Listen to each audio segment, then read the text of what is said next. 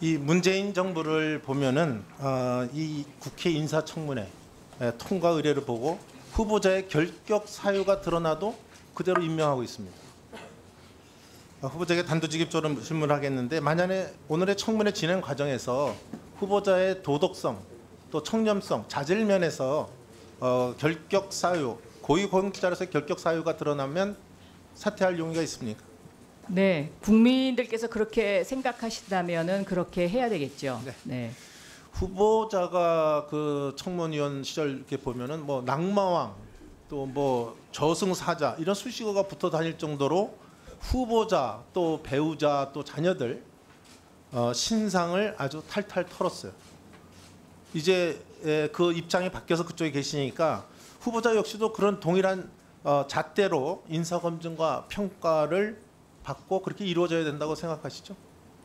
네, 네. 네, 국민들 앞에 소상히 설명드려야 그렇습니다. 된다고 생각합니다. 네. 그런데 제가 보면 지금 오전 내내 이거 갖고 얘기를 하고 있습니다만은 자료 제출 태도를 보면은 완전히 배째라식입니다. 우리 배째라 장관이 될까봐 제가 걱정이 됩니다.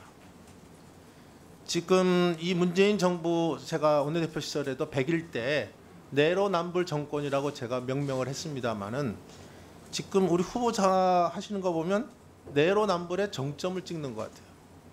제가 자료 제출 얘기할 때 얘기를 안 했습니다만은 물론 불합리한 너무 개인에 대해서 요구하는 것도 문제 있다고 생각합니다. 근데 검증을 하는데 반드시 필요한, 특히 배우자, 후보자의 배우자, 후보자의 장남에 대한 그 어떠한 자료도 지금 내놓지 않고 있어요. 제가 구체적 항목은 많이 필요하면 제가 얘기하겠습니다.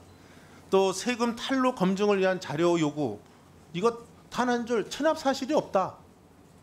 이렇게 동문서답으로 일관한 답변서가 왔습니다. 저는 지금 저 과거의 그 발언이나 또 지금 이 후보자로서의 행태를 보면 저는 후보자의 이중성이 드러나는 게 아니냐. 이중성을 가지면 국민들이 과연 신뢰를 갖고 장관을 신뢰할 수 있겠느냐. 저는 그 의문을 갖습니다.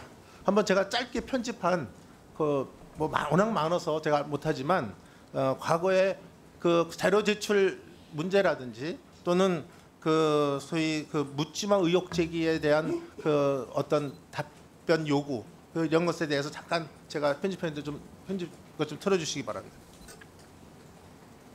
국회에서의 증언 및 감정 등에 관한 법률에 따라서 자료를 요구하는 경우에 자료를 제출하도록 돼 있거든요. 실정법상 비밀이 보장되어 있기 때문에 본인에 관한 서류를 못 내는 것을 양해해달라.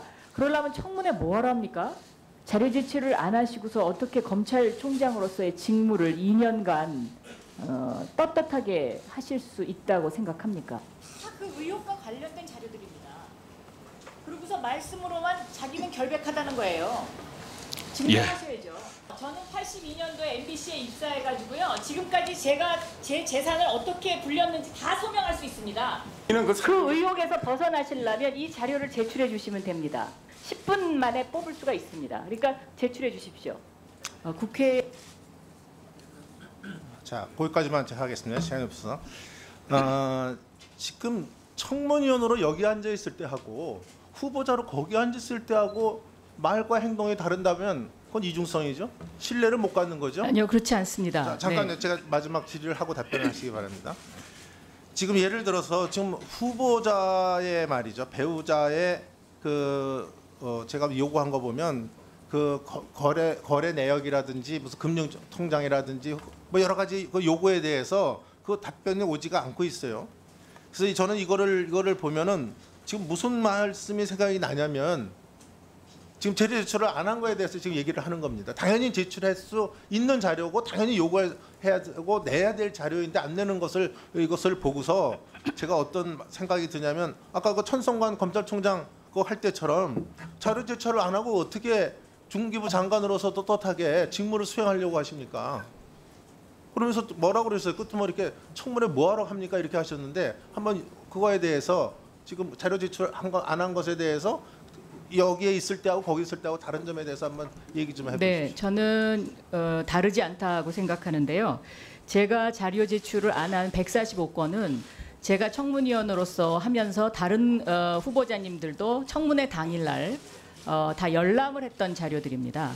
특히 이 천성관 후보님 지적하셨는데 제 기억에 이 천성관 후보님은 그 당시에 아파트의 투기와 관련돼서 저희가 왜 이 자료가 필요한지에 대해서 정확한 제보를 받고 자, 그 자료를 됐어요. 그 정도만 후보님한테 자, 그러면 네. 제가 그 얘기를 하겠습니다. 지금 제가 요구한 그 자료 중에 그 배우자 아들의 금융 거래 내역, 네. 통장 입출금 내역, 해외 송금 내역 이거 왜 안 냅니까?